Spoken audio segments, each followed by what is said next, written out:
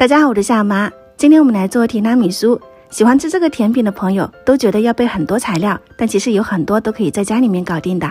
像你们用到的马斯卡彭奶酪，去买的话呢又贵还要等，自己在家做就只需要2样食材，淡奶油加上柠檬汁，搅拌1分钟，你就可以得到这种浓稠的奶酪，里面还有一些乳清，会比较稀稠。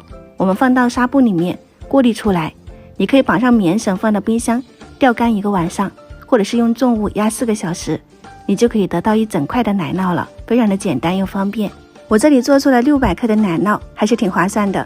接着就是蛋黄部分，准备6个鸡蛋，打出来以后只要蛋黄，蛋清不要。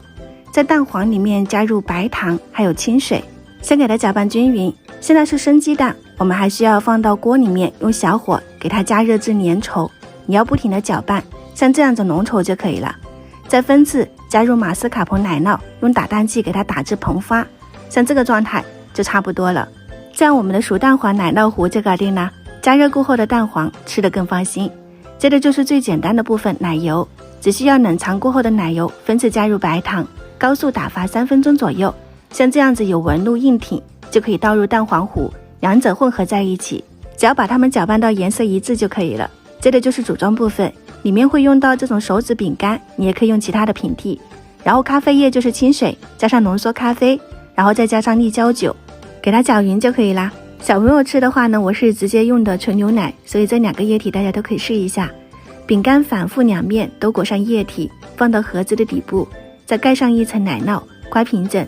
家里如果没有这种手指饼干，你也可以用其他蓬松的饼干代替，或者是吐司片、蛋糕片都可以。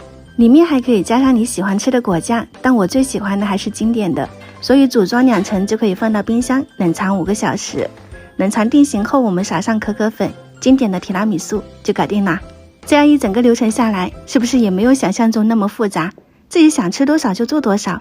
我这里做了3盒，用量你可以减半，家里多备一点淡奶油就搞定啦。像这种甜品，我真的是一口气都能吃上小半盒，一点也不会甜腻，特别的好吃。如果你也想吃，可以点赞收藏起来试一下。